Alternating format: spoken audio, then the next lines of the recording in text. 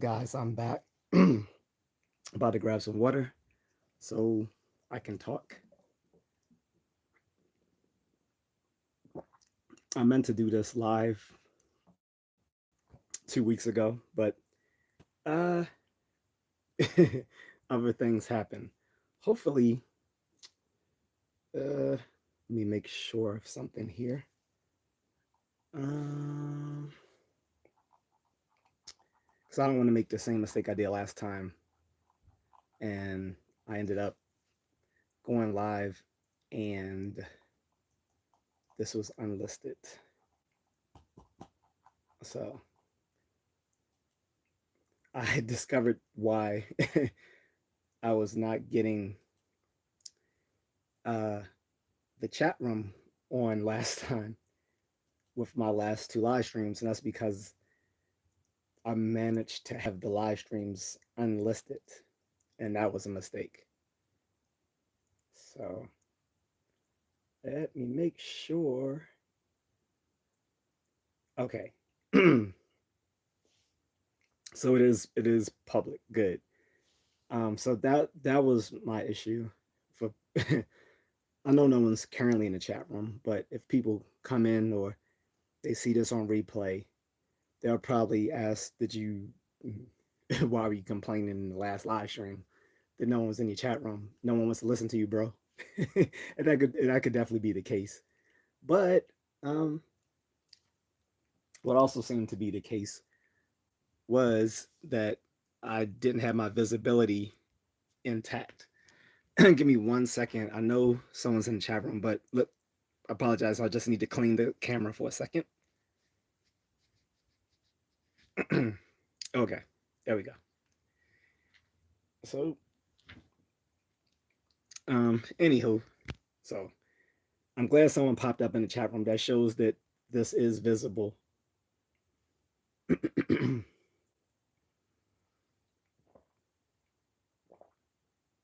So, to everyone in the chat room, hello. This is going to be uh, late night philosophy. If you aren't aware of who I am, I call myself Just A Contrarian. Um, I often talk on social and political commentary, but I'm also a nerd, so I will talk about stuff dealing with philosophy and science and history sometimes. And that's going to be one of these days. I'm going to talk about philosophy. If you didn't see the title, it says "In Defense of Moral Realism," and I think I'm gonna dedicate this to uh, to Charlie Kirk. Don't get mad if you don't like Charlie Kirk. If trust me, if you don't like him, this is still a good place to to listen to what I'm going to talk about because this is not going to be political. I promise you, this is not going to be political. I repeat, this is not going to be political. This is going to be just pure nerdy philosophy, qua philosophy type stuff. Okay, but I do want to just for a moment give like a moment of silence to everyone uh, who died last week. First, there was Irina Zarutska. I hope I'm saying her name correctly. Actually, she passed 2 weeks ago when she was off by a lunatic on public transportation in in North Carolina, and she was beautiful. Cool, like so. That was her. Uh, of course, there was Charlie Kirk, who was killed by some um, Peter Puffer who had problems. Um, but don't worry, I'm not only talking about white people. Some black people died too. So also, rest in peace to this beautiful black woman named Nia Wilson. She was off also by a lunatic. We're starting to see like we starting to see a pattern here. She was killed by a lunatic, and three Ethiopian students last week were also offed by some sort of lunatic. So to all of them, rest in peace. And I just want to give a moment of silence to all those people who passed away last week or the past 2 weeks.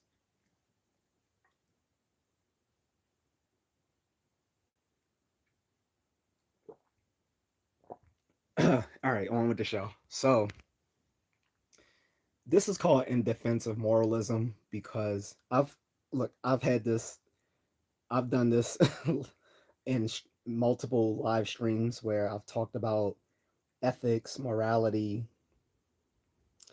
and relativism, and it's quite common because I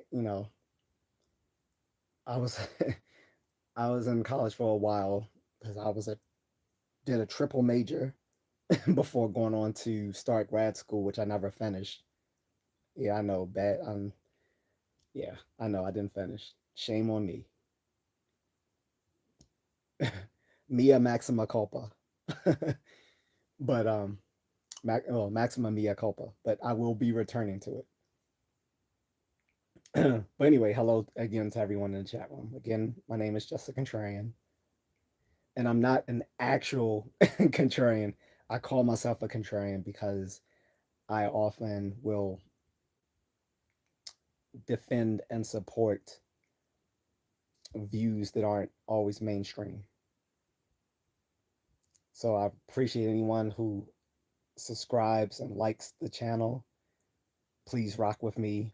I offer plenty of stuff. Not only do I do social and political commentary, I talk about science and philosophy, I talk about traveling, and I talk about martial arts because I am a martial arts coach on the side. But again, when I've had these philosophical discussions, people often want to bring up ethics and morality. And so I've done a few streams where I've done ethics and morality. And it got so heated at one point that one guy trolled me for months simply because he didn't like the fact that I supported a type of moral realism that he was, to put it bluntly, too stupid to understand. I could say simply that, oh, he couldn't grasp it or whatever, but I'm not going to beat around the bush. When we say people can't grasp something, we're basically just putting it in a nice way that they're too stupid to understand something. And again, this wasn't on a lack of my part because I actually, and this was just a random guy in the chat room, folks. I spent like in 45 minutes to an hour, explaining to him what I was, my thoughts on the issue, bringing up the relevant like evidence for it, and I thought we were having a good, good tete-a-tete, a good discussion, and then he just flipped out, which meant he probably was even had some mental health issues because people late at night do tend to be folks who are neurodivergent or have mental deficiencies. Um, so that could have been the case. But then he decided to troll me for months before one of my moderators actually stepped in and basically said, if you keep trolling him, I'm going to release your information to the, out there. So, and that ended that. How's it being a coach? I mean, cool. I mean, I, I work with individual clients. I don't run like a school or anything like that. Like I just work with individual students, usually online, sometimes in person, mostly online. So, um, but yeah, so one of the things he didn't grasp is how I was claiming that morality can have an objective basis. And like I said, coming from academia, it's become all too it's become all too common to say that morality is subjective or just, relative. Kind of saying the same thing, relative and subjective. They're not exactly the same, but for the most part, we can say they're the same. The problem with that is, well, so in defense of people saying um, ethics is subjective or morality is relative, so they have a point that when you look at moral facts, which are presented through moral or ethical statements, it's hard to say that the content of those assertions have anything about them that stands out as a part of the world itself and not simply as a matter of the assertion that, and I won't get into too much philosophical jargon about talking about the difference between propositions or statements that are true de re and those that are true de, um, de dicto. So, well, yeah, let me make this distinction really quickly because it's already mentioned it. So, a de dicto proposition or de dicto statement is something that is true of the statement itself. Where if you say something is true, a propositional statement is is uh, is de re, you're saying that it's true of something outside of the statement itself, right? Um, and so then the question is, so are moral truths something that are they dicto truths or they dicto wait, sorry, they dicto truths or de re truths? And for the most part, people have said, hey, and when I say de dicto, these are Latin expressions, right? De dicto, de, first word dicto, second word true of the was again true of it of the statement itself, true, de re, true of the thing itself. I mean, true by something outside of the statement. All right. Um, it, it, and you can get into things like analytic truths and synthetic truths and all this. I'm not going to get into all of that. Um, but again, um, what I will say is that it for a lot of moral relativists, they can point to the fact that when you talk about moral facts, that you're not really talking about things objective in the world itself, but of mainly a person's maybe emotional or mental um, connection to these to to certain phenomena. And I'm trying not to use I'm trying not to use jargon.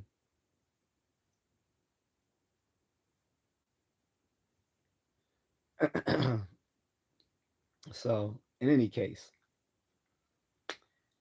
so the relativists have a point. Where so they'll say where if you're given some sort of ostentatious ostentatious means you're like you can point to something and say aha, like an ostentatious definition, for instance, is like a ostentatious definition is like you define a word by pointing to the very thing to which it defines. So in that regards, where in a moral fact does it point to something in the world itself? Like you'll say that it is wrong to steal hot dogs. It's wrong to steal hot dogs from a hot dog vendor. They're like, okay, but what what fact of the matter in the world makes it wrong? It was like they'll just say that's basically just they'll point to something like emotivism or egoism or something like that. One of the three dreaded E's of ethics. There's emotivism, egoism, and I think the other one is what existentialism. The three E's of ethics that don't work. The three E's of ethical theories that don't work. Anyway, they'll just say, "Oh, that's just a matter of being sentimentalism." Like you just say that it's wrong to steal hot dogs from hot dog vendors because you don't like you you don't like how it makes people feel. Yeah, they have a point. They do have a point. Okay, they do have a point.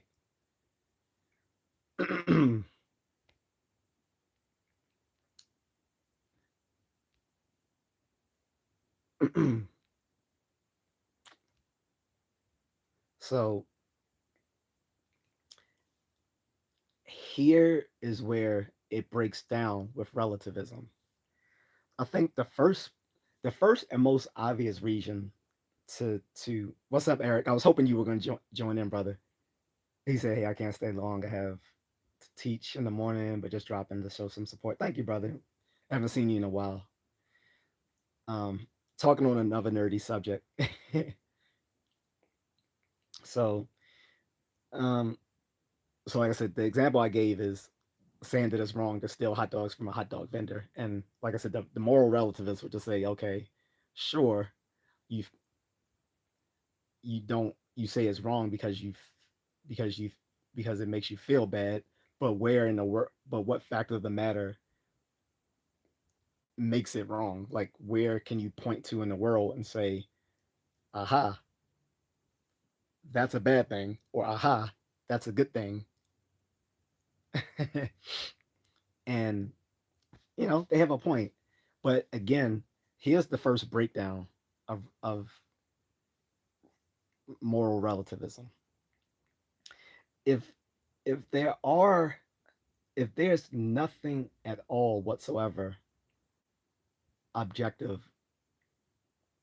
about morality, then we literally have no place to stand to say that something is wrong when it clearly is. We cannot say that we can't say that murder is wrong. We can't say that grape is wrong. I can't say the word. We can't say that theft is wrong. We can't say that arson is wrong. Uh, we can't say that slavery is wrong. We can't say that genocide is wrong. If you like, and the funny thing is, in academia, the same people who will yell to their blue in the face about what's going on in other parts of the world are war crimes, that people are committing genocide. You can pick whatever ethnic group is is the victim du jour, whether it's talking about Palestinians, Ukrainians, um, the Uyghur people, um, and other people and other folks. If if we're going to talk about committing genocide and putting people in concentration camps, enslaving them, um, taking their lives, um, uh, um, sexually assaulting them, and all these sorts of things are wrong. How can you argue that if you're claiming that that morality is completely relative? You've given yourself no place, epistemically speaking, to claim that those things are wrong, while in the same breath saying that moral is that morality is relative. So I think that's the very first breakdown, and I mean, and I'm not new on the scene with that. Like that's literally been pointed out over 2,000 years ago in ancient Greece. Why ethics can't be subjective.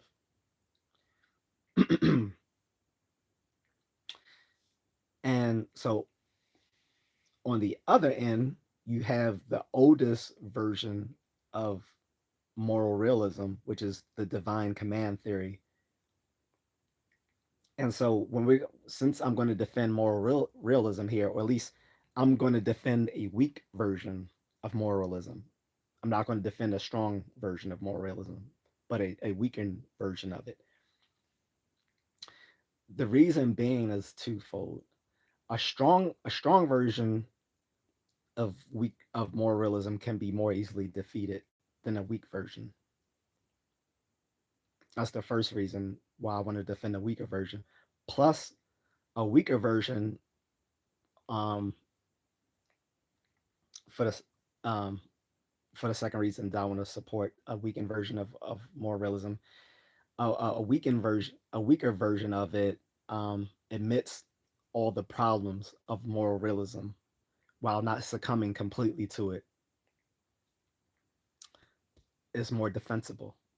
Okay, and so moral realism comes in two different main versions. There's ethical naturalism and ethical non-naturalism. The version of moral realism that I'm going to defend here is going to be a type of ethical naturalism.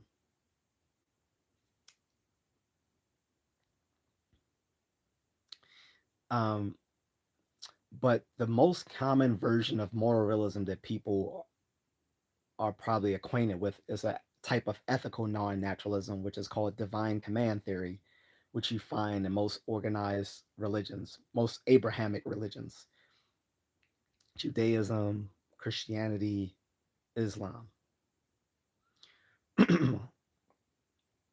And you see divine command theory in some Eastern religions, but most Eastern religions don't really prescribe to a divine command theory as the Western or Abrahamic religions do. The problem with the divine command theory is that it comes in two versions, right? And both of them patently don't work unless you take it on faith. Now, if you are a religious person, you can disregard this because if you're taking your stance on ethics from a faith-based perspective, then that's fine. The problem with a faith-based perspective is that you can't justify that for folks who aren't also believers. That's the problem with that, right? Among others.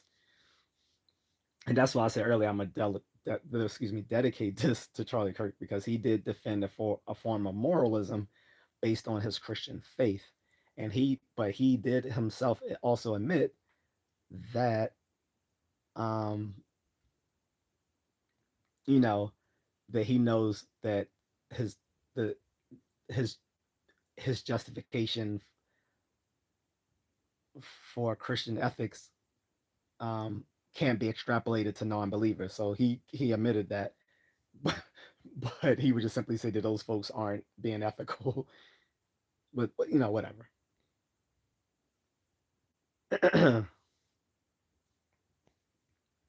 So, like I said, whether you're talking about Judaism, Christianity, Islam, all the Abrahamic faiths subscribe to a type of divine command theory. Um, and divine command theory obviously didn't start with Judeo Christian beliefs. It started even earlier when you go back to like the earlier um, European pagan religions of ancient Greece and ancient Rome and other parts of the Middle East that had competing religions with uh, with Judaism, right? So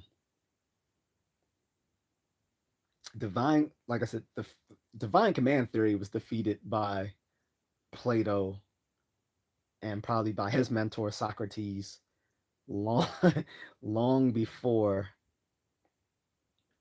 um, Christian theology came about. And I'm not going to attack any particular religion here. So I see some comments. I'm not attacking any particular religion. Um, but as Plato astutely acknowledged, using his mouthpiece as Socrates and his um, and his writings over 2,000 years ago, he was like, and I think this was in the book Theaetetus. Divine command theory comes in two flavors. Either what is moral is because what is moral what is is what is loved by the gods,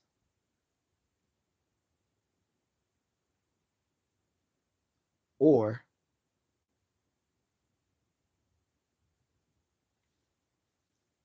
the gods, or what is right, or sorry. So either it, let me rephrase. So either what is the good, and when I say good, the moral good, or the just, or the holy, is what is loved by the gods, or the gods love what is already that which is good or holy or just. It's either or. And there's problems with both versions. So if if the gods if it's merely the case that whatever the gods love is what's morally good or just, then it becomes completely arbitrary because the gods can love or consider something just, which is completely um, runs counter to what we consider moral, like things that are morally just, such as, again, things like slavery and genocide and murder, those sorts of things. Like, if the gods say, well, this is good to us, then by definition, through divine command theory, then those things are moral. That's an obvious problem. Then there's the opposite problem, which is, well, I mean, not the opposite, but then there's a corollary, a converse problem, which is that if the gods merely love what is already the good, the morally good, or the just, then you don't need the gods to tell you what is morally just or good because it already exists independently of the gods,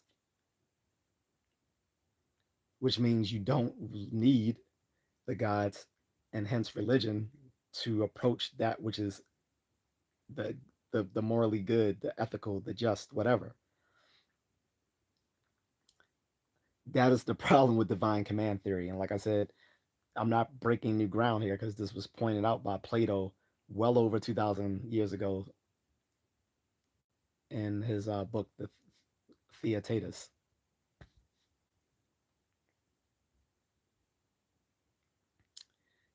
People who can't behave will be banned from this stream. Mind you, when people say you only have a certain amount of people in the live stream, do understand that this broadcast will be replayed after it goes live for an audience on YouTube. That is the first and last time I will address that. You can behave accordingly or be banned. Your decision. Anywho, um, getting back to the topic.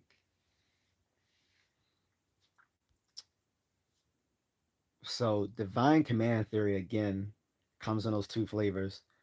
What is morally just is what's loved by the gods, or the gods love what is morally just. Either way, there's problems with it.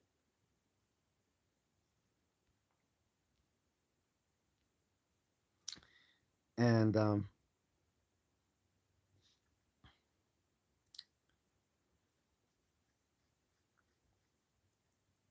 my point was that that is a type of moral realism, and it falls under ethical non-naturalism. I find it harder to support ethical non-naturalism because of that. um, Whereas, like I said, the version of moralism I'm going to defend here is a type of ethical naturalism. Um, my own personal bias is that I am a naturalist anyway. When I say naturalist, I mean epistemic naturalist. What is epistemic naturalist or epistemological naturalism? Epistemological naturalism is the view that our knowledge and claims about the world should have um, scientific explanations.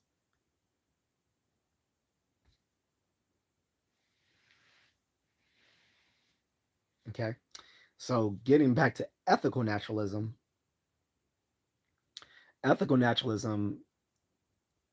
grounds ethical statements in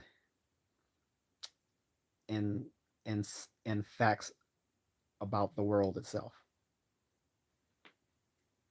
And again, this is in direct counter to uh, moral relativists who say there's no facts of the there are no moral facts about the world.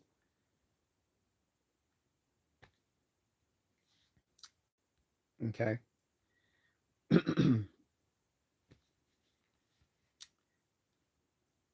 So the the type of ethical naturalism that I want to bring up here deals with us having a moral sense. So let's step back. Uh, we're all, I think, familiar with the name Charles Darwin, right? The founder of modern biology. And through him, he actually gave, um, at the end of his magnus opus on the origin of species, wanted to say that he wanted to go into the evolutionary foundations of psychology, particularly that um, of the emotions, of be- of behavior, and of ethics, and he did that. Um, the one where he specifically talked on uh, the evolutionary basis or biological basis of ethical behavior was in his book on the descent of man, and he gave, you know, d- despite this being work done in the early 19th century, he gave, what was a rather reasonable argument for a biological basis to ethical behavior. And since then, we've only accumulated more evidence on that front. Um, so when you look at contemporary neuroscience today, right? Um, One of the central tenets, no, the central tenet of neuroscience today, whether you're talking about behavioral neuroscience, cognitive neuroscience, computational neuroscience, or social neuroscience, the central tenet of neuroscience is all human behavior is a reflection of the activity of the brain.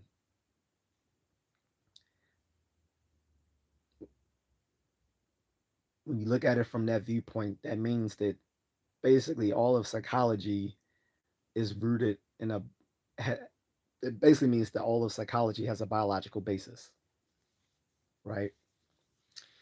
And when you look at ethics, we see that we have a moral sense.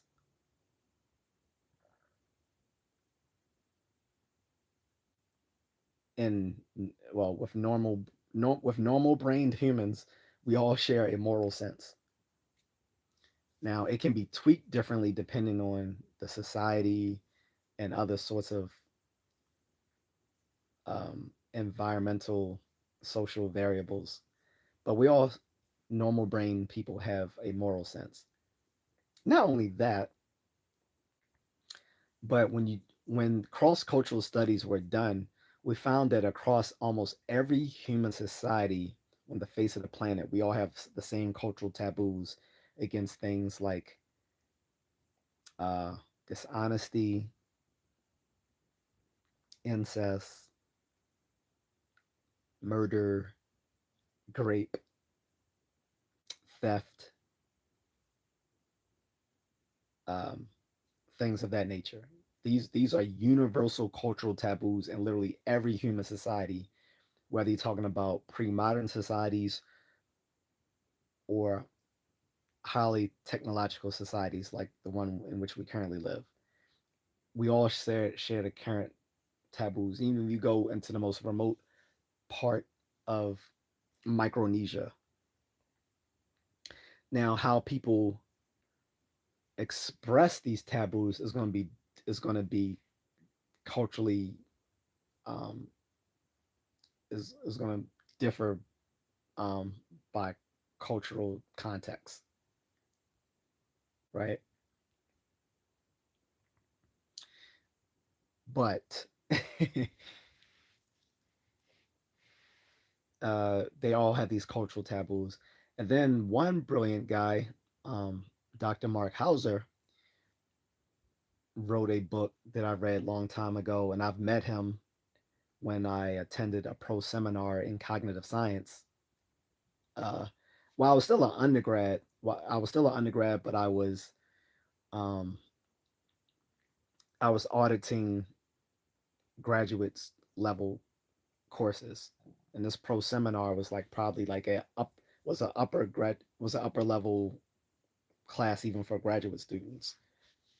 And so I met this guy. He was very affable, and what he said made sense. Now, he likened our moral our moral intuitions to having a universal moral grammar.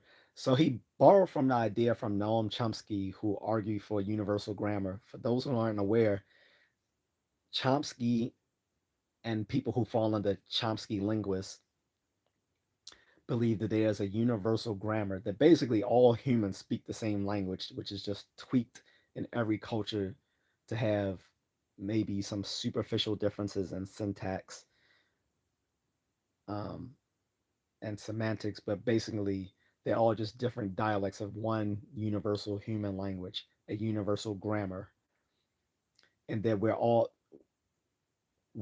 are born with innate principles and parameters for both speaking and understanding this language, because this is the only way to explain how we all learn to speak given the poverty of stimulus that we receive as children for actually speaking our native tongue. He was saying if it was just a basis of verbal stimuli coming from our upbringing, most of us would not become effective language speakers. And instead, the natural human languages are all just different flavors of this universal grammar, which is innate. We're born with it, and we have these principles and parameters that we all share and that can be tweaked for our own specific languages, whether it's English, French, German, Swahili, whatever, right? Um, and in that sense, Mark Hauser said, just as with Chomsky and linguistics, we have a universal grammar. We also have a universal moral grammar, which explains why we all share the same type of moral intuitions. These are the same moral intuitions that tell us why divine command theory can sometimes be wrong. If a God tells you to go kill a whole bunch of people who are innocent, this is why in Game of Thrones, when uh in season 6, the red I forgot the guy's name, but he told the red witch, she was like, well, the Lord of Light said that we should go do such and such. And he was like, how could you kill a little girl? She was innocent, she was pure, she was good, she did nothing wrong to anyone. How could you listen to someone who tells you to murder a little child? And she was like, because the Lord of Light commanded it. He was like, if your Lord of Light tells you to kill a child, then he is evil, he is wrong, you don't listen to him. In that same vein, this is why divine command theory doesn't wrong, because if you look at the Old Testament, how many times did Yahweh tell the, tell the Hebrews to go out and conquer these people and conquer that people so that they could get the land of Canaan back? And it's like, yeah, you guys were gone for a long time. These people are like rightfully the owners of this land now. I'm not talking about the current situation in Israel versus the Palestinians. Trust me, I'm completely pro-Israel on that. So that is, don't take me for saying that. What I'm saying is in the context of the Old Testament, which I find to be mostly myths anyway. I don't find it to be I don't take it as actual history. I'm taking it as as Hebrew mythology. In the context of that, if you have a God acting like a mafia don telling you to go wipe out a bunch of people, he, he's not a that's not a good God to listen to. That stuff he's telling you is not moral. The reason we have moral intuitions is to know when something we're doing is wrong. And the reason we share these moral intuitions is because it's innate. We don't have to learn it. What we do have to learn is how to morally reason, and that's where duty ethics comes in. This is where Immanuel Kant and his Kantian ethics comes in, or other sorts of duty ethics, which is called deontology or deontological ethics, which is duty ethics. So, in that vein, like I said, Mark Hauser basically said, well, just like we have a universal grammar, we have a universal moral grammar that gives us that gives us certain moral principles and parameters to which we live our lives by. Now, I'm not going to defend that view. I He did give a reasonable argument for it, but I think the problem with his overall argument is that it depends on it depends too much on universal grammar itself being correct.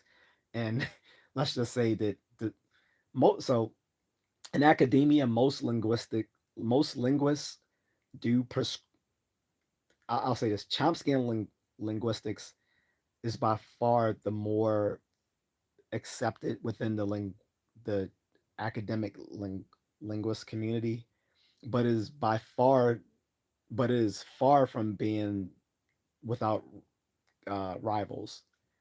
There are still people who argue against universal grammar, and they have strong arguments in their favor. But by and large, most academic linguists do prescribe to something of the nature of some sort of universal grammar, generative grammar, a la Chomsky. Um, and so that is one of the, I think, the biggest flaws of Mark Hauser's argument in The Moral Animal for a a universal moral grammar is because it depends on too much of there being a universal grammar being correct. But he is right in the insofar that it is obvious that we do have an intuitive moral sense, which is innate or appears to be innate, especially when you look at, again, cross cultural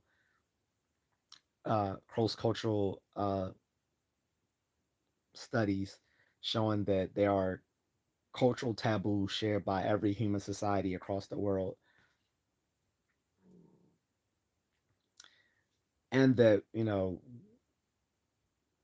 and the evidence that our moral prescriptions seem to be innate when you look at studies done on young children.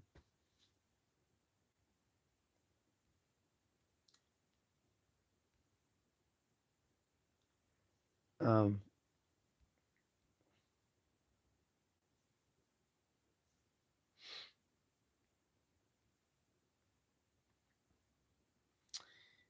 Anywho,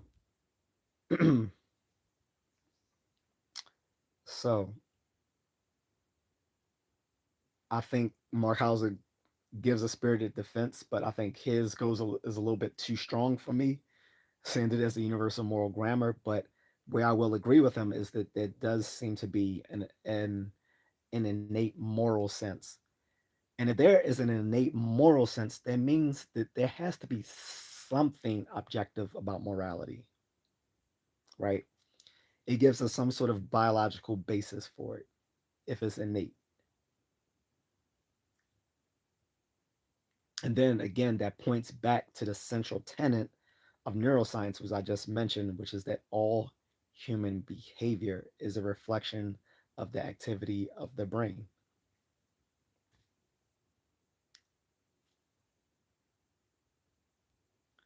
So, um,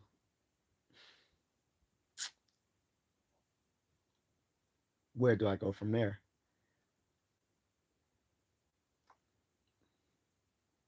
So, besides giving a defense of moralism, I'm also I believe in the social contract, which is the observation that people across different civilizations have bought into a unwritten social agreement that they will give up certain freedoms so that they can all peacefully coexist. And in doing so, we have to internalize certain moral behaviors to make that happen. And so I think both of these can be complementary to each other. The fact that we have an innate moral sense, and that over time humans had to internalize a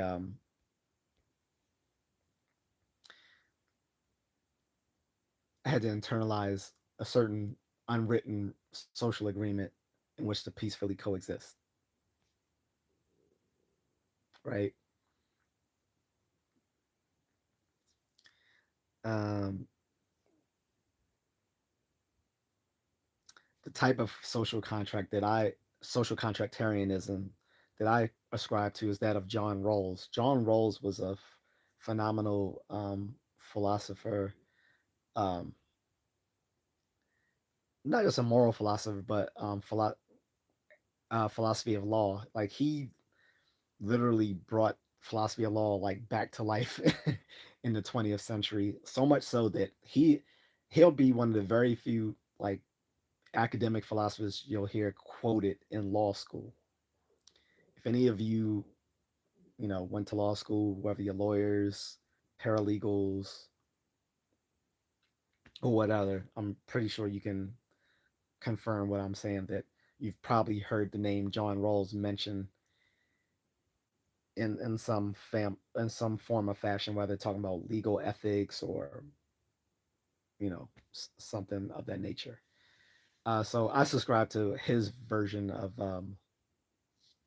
social contractarianism. In any case, so getting back to a defense of moralism. So again, I want to restate that I'm defending a weak version of moralism of the type of which falls under ethical naturalism. Again, moral realism is the view that there are moral facts of that there is some objective basis to morality, to be better stated. And there's two versions of moralism. There's ethical naturalism and there's ethical non-naturalism. Ethical non-naturalism grounds ethical statements in some objective basis that is not um,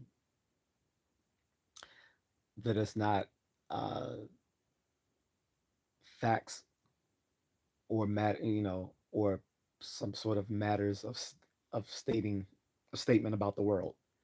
Ethical naturalism is the view that there are ethical that ethical behavior or moral facts are statements about the world. And then I got into the distinction between how you can have propositions that are truth de re and truth de dicto. Truth de re is things that are true, are are true propositions outside of the statement itself, whereas de dicto statements are true of the statement, are only true of the statement itself, right? And like I said, the moral realism I'm defending is dealing with there being an innate moral sense. So I think there's something at least semi-objective about morality, the fact that we have a biological basis for it, that all people share moral intuitions. We don't need anyone to tell us that hurting innocent people is bad. We don't need to be taught that. We all intuitively know that.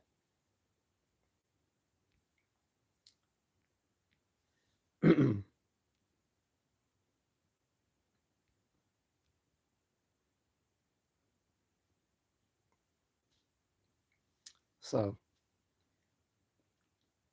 and like I said, so in that case, and then the other issue was the uh, one of the biggest, even if you don't know anything about moralism, ethical naturalism, ethical non-naturalism, divine command theory, or any of these other things, the biggest way to defeat someone in, especially someone who comes from academia, who sits on his high horse and says, ha ha ha, this is all relative.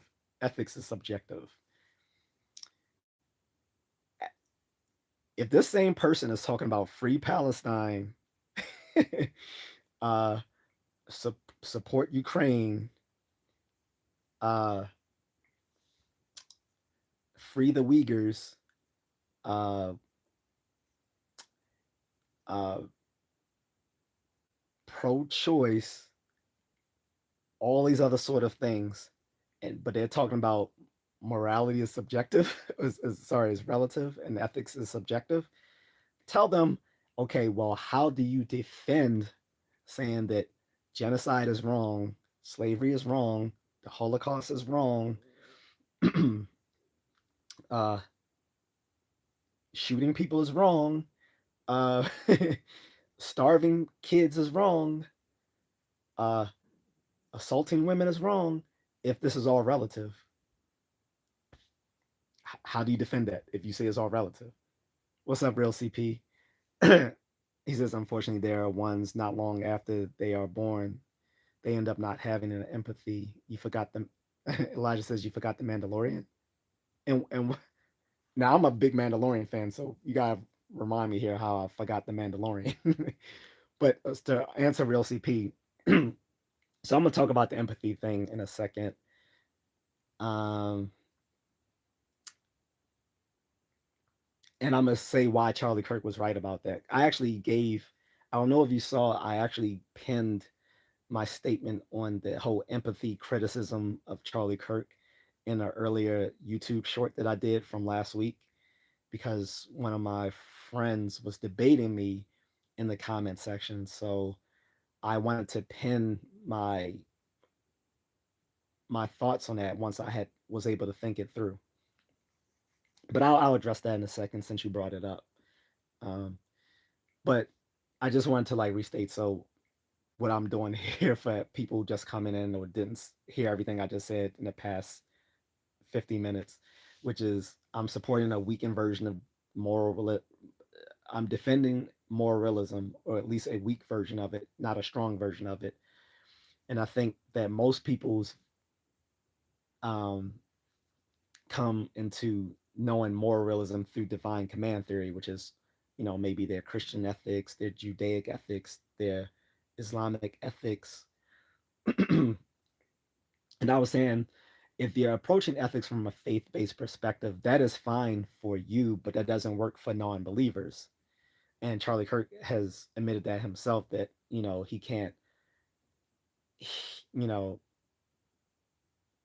he thinks Christian, his ethics are objective because it's based on his Christian faith, but he knows that he can't extrapolate that to a non-believer. Excuse me.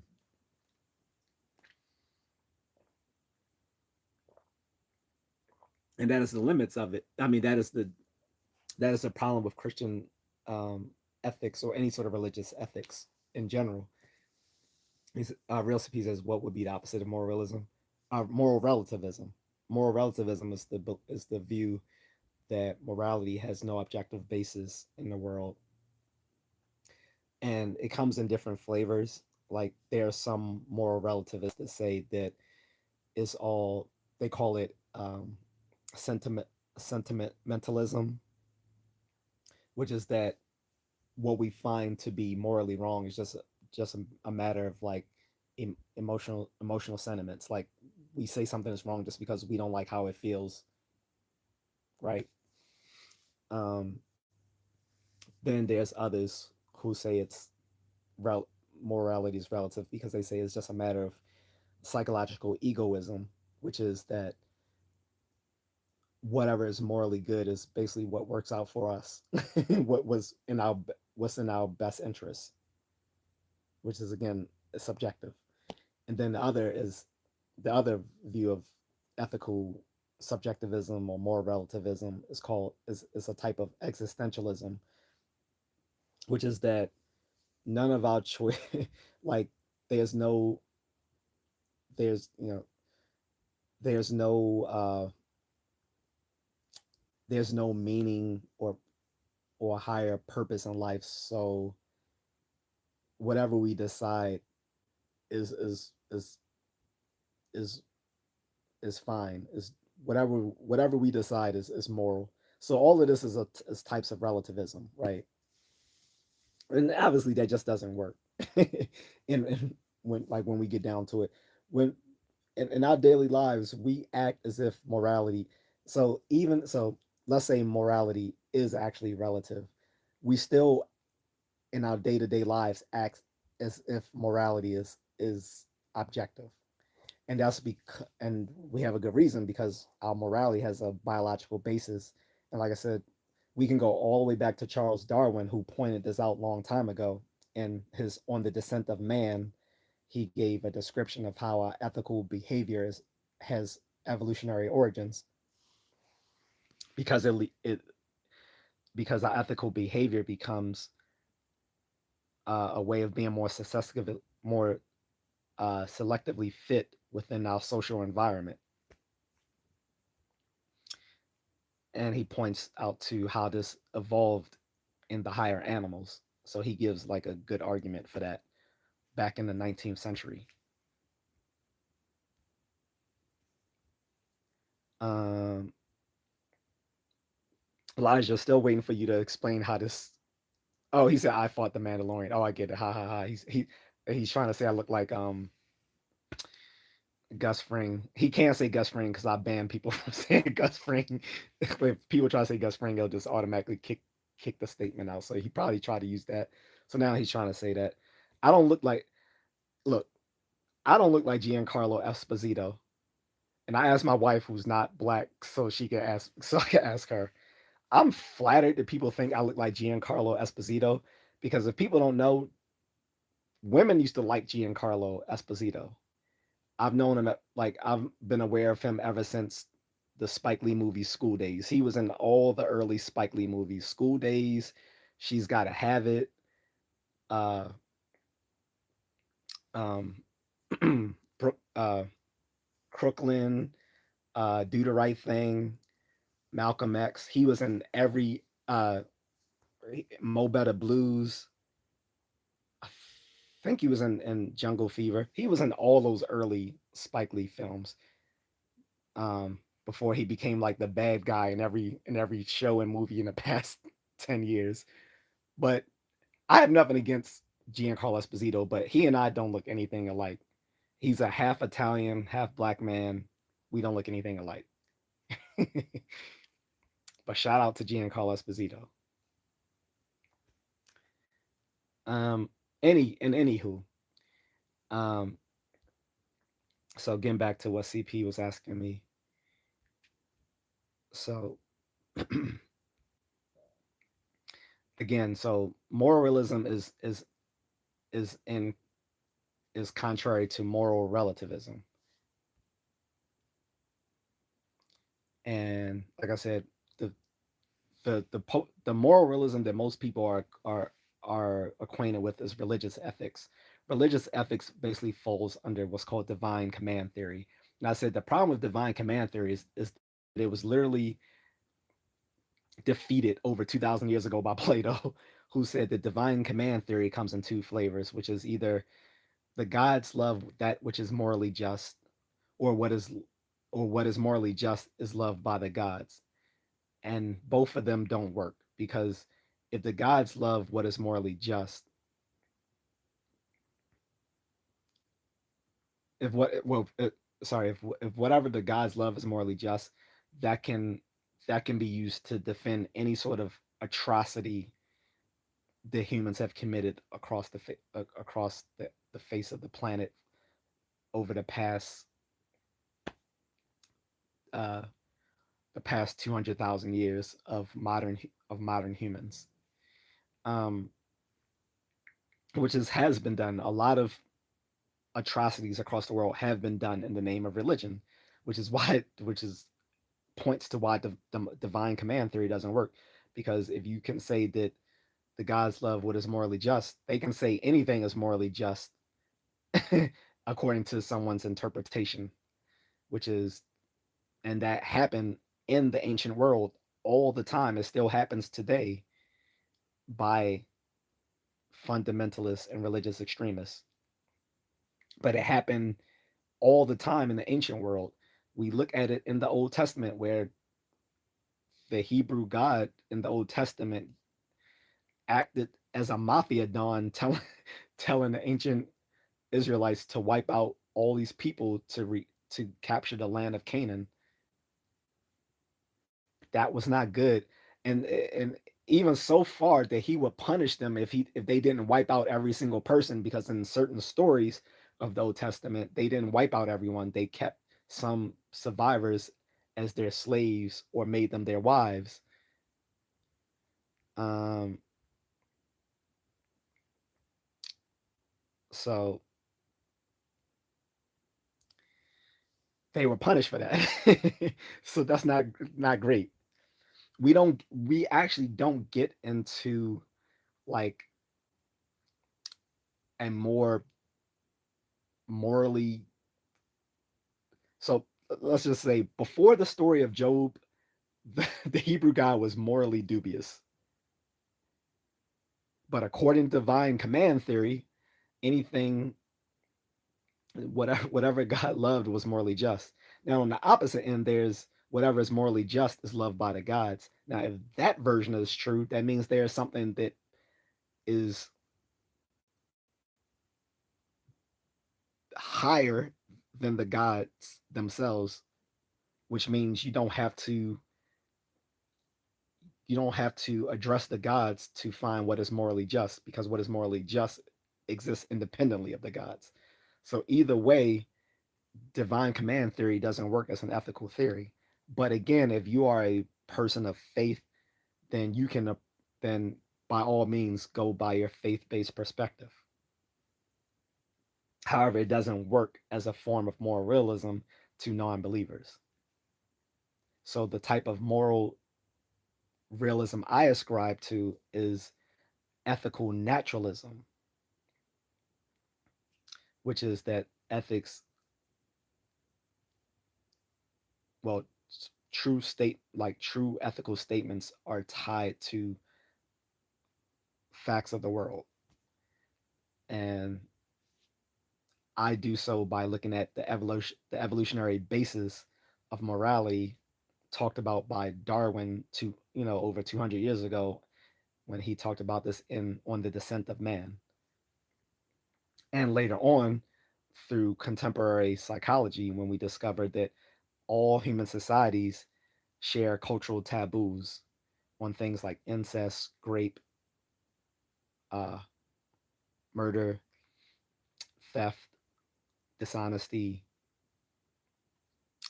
and those things of that nature. I think it's like 7 cultural taboos that are universal. Not sure. Also, we're all born with what seems to be an innate moral sense because we can test these things in children where, in infants and toddlers, where they already know that something is right or wrong when you enact out these little certain scenarios for them and have them react to it. So we see that there's a certain biological basis to our moral intuitions. And we see that across all human societies, there are universal cultural taboos. And then we see that through being taught ethical reasoning, we can all sh- um, strengthen our moral intuitions to whereby we actually have a fully functioning ethical system to live by, whether that's some sort of utilitarianism, some sort of Kantian ethics, or whatever. All right, let me get back to what CP said because I know you know. So I hope that addressed what was the difference between moralism and moral relativism. Now he's talking about empathy. Empathy is misguided as a basis of uh, as a basis for morality because it's biased. It's based on how you feel, which is why I said um, emotivism, or what's called ethical sentimentalism, is seen as a form of moral relativity because you're basing what you find to be good or bad based on how you feel about it, and that's just subjective. Besides that, emotional empathy is um, can often lead people to doing things that are very wrong and unjust, which is why we want to have sympathy, not empathy. And that's something that Charlie Kirk talked about. He said he didn't like empathy because he thought it was a made up new age term, which he was right in the sense that empathy has been used as a term just to justify people not liking things or gravitating to certain things, especially when it runs counter to maybe more traditional ideas or values. Whereas when we, but he wasn't talking about we that he doesn't believe that he doesn't care about others. What he was saying is he doesn't like how emotional empathy can be weaponized against others who challenge your views because it's bi- Sorry guys, I am back. I know everyone left. It's been 20 minutes. I apologize. I had some shitty internet stuff going on. I apologize to everyone.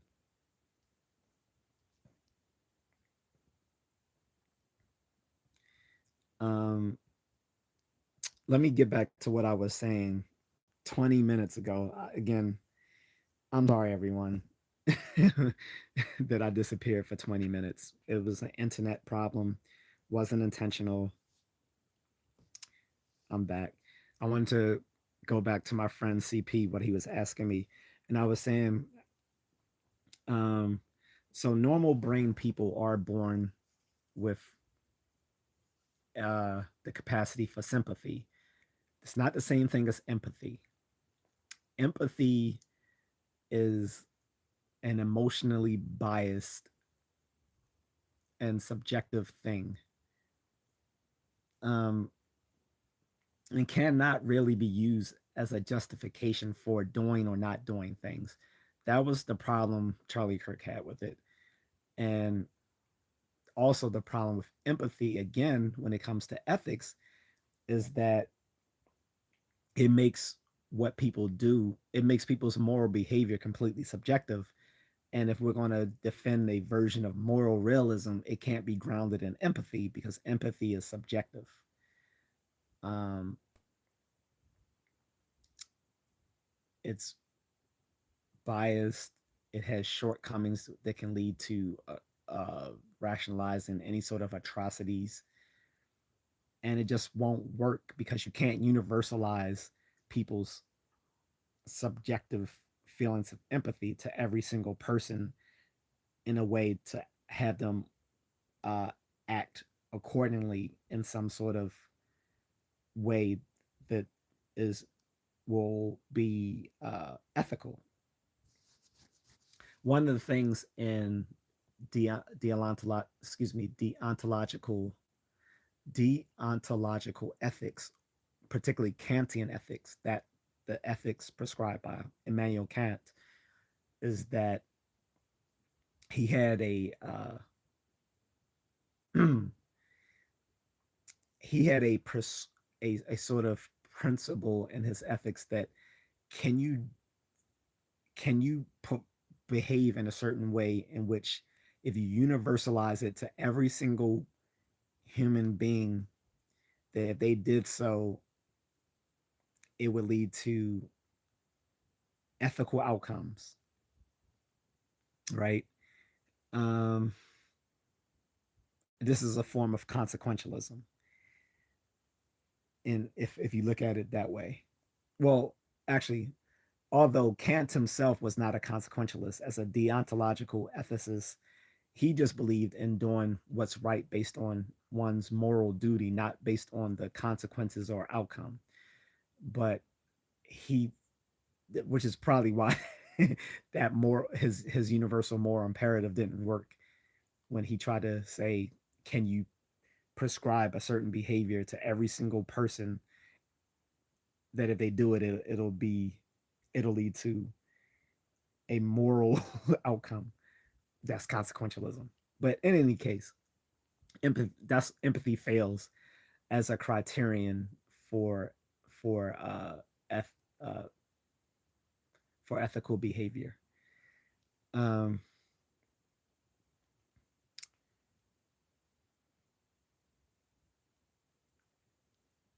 and he asked me the following: does emotionalism affect moral realism? And I was saying not really, because emotionalism is a version of moral relativity, is a version of moral relativism, because if you ground what you find to be what's morally just in emotions, then it's going to be subjective because everyone's feelings are different. Um,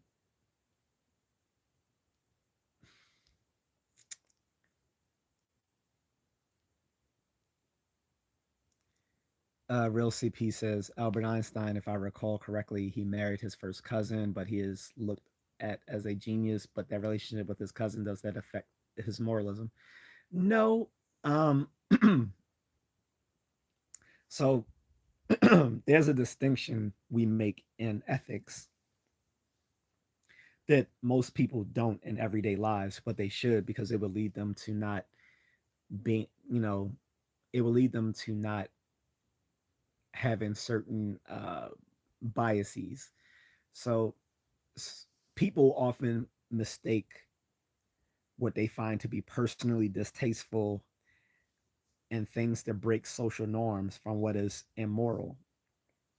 So morality is distinct from social norms, and those both are distinct from personal taste. Um, as far as Albert Einstein marrying his cousin, his first of all, they were both adults, so they could consent to it, and within their culture, there was there was nothing against it as far as social norms. Many, I dated an Egyptian woman back in college. Her parents are cousins. Um, again, remember I said that there's a universal taboo in almost every human society against incest. The issue with cultural taboos and other sorts of moral intuitions is that they can be tweaked depending on society. Some societies have different prescriptions on what they find to be incestuous. In American culture, we find any sort of cousin on cousin relationship to be incestuous, whereas people coming from different ethnic groups often don't. Many people in more more traditional Jewish culture, Asian cultures, Eastern European cultures, African cultures, Latino cultures, Pacific Island cultures don't consider cousin romance to be incestuous. We do. And then even some who do find cousin relationships incestuous, it depends on what type of cousin. Like some find relationships among second cousins, third cousins, and so forth to be fine. Um, Whereas others find even among first cousins to be fine. It is a that's culturally dependent, right? So that's not immoral. Um, so that would be a matter of social norms and personal taste. Some people might find it personally distasteful to date anyone who is related to them. However, I will say from a population genetics perspective, pretty much everything after second cousin is not going to be any different than pretty much people you will find in the general population of your community after second cousin. This is one reason why in Baltimore I wouldn't want to date anyone because I find pretty much half the people in Baltimore probably to be very distant cousins if you go back far enough. Leaving that aside, Albert Einstein was a genius. It wasn't he was considered. He was. He brought a whole different. Um, we look at the world completely different because of the work that he did. Not to mention, a lot of the science he did was through pure reason instead of through experimentation. He gave us insights onto the world through pure reason alone. What can be called a priori knowledge. A priori knowledge means without without evidence or through pure reason.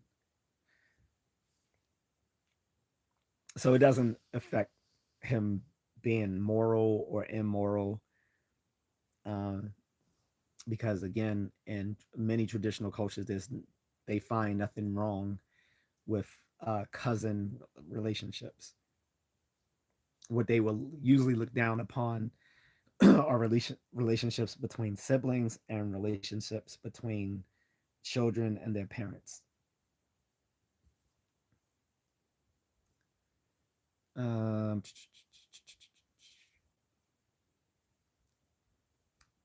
Real CP says wiping out Canaan does not seem like moralism. That seems to be reverse moralism.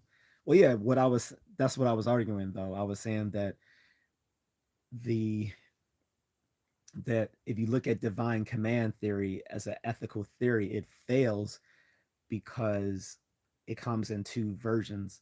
Either the gods love what is morally just, or what is morally just is loved by the gods.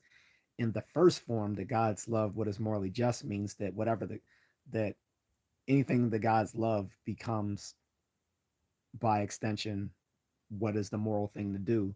But the gods can love things which go vehemently against our moral intuitions, doing things like genocide and slavery and and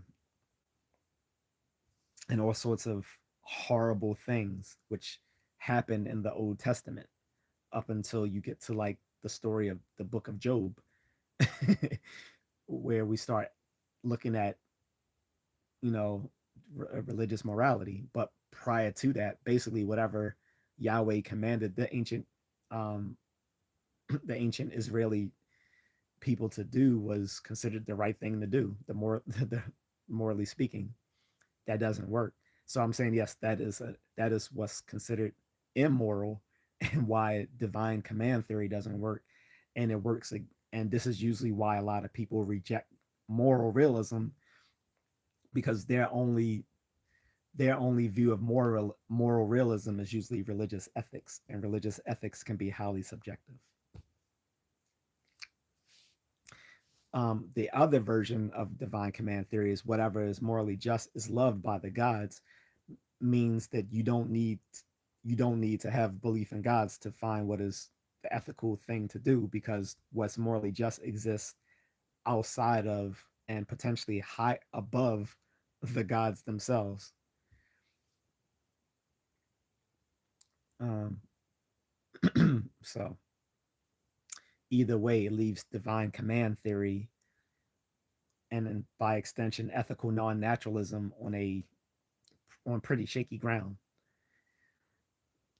Uh, Real CP says Zeus ended up marrying his sister Hera in Greek type mythology. Seems like that was a form of evolutionary emotional reaction. Well, the thing about the Greek the Greek pantheon of gods is that what they did was never assumed to be moral. If anything, if you look at the ancient Greek writers, Hesiod and who was the other ones? Hesiod and uh, the others who wrote on the Greek gods, is that the Greek gods were considered to be very petty, uh, full of avarice, jealous. Um, they weren't they weren't moral beings. So what Zeus did, what Zeus was a very complicated deity. What he did should not be seen as the moral guide to life. Like the the the ancient Greeks didn't see their gods as a representation of moral perfection, as what happened with Judeo Christian conception conceptualization of God. The Greek gods were basically just represented human behavior in all its flaws. um, so this is why ethics actually predates organized religion, because it was the philosophers who tried to lay down what should be considered, what is ethical and what is not ethical, um, aside from the belief in the Greek pantheon of gods. Um, so I think Real CP isn't here anymore, but I still wanted to answer him just in case he comes back or he watches the rest of this on replay. Um,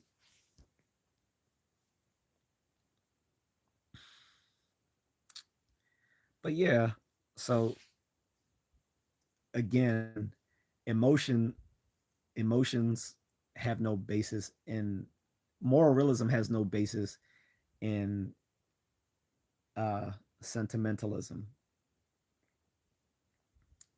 or what's also called emotivism, because people's feelings are subjective, and you can't use that as a guideline for all people to use for their moral behavior, because it's going to be highly subjective.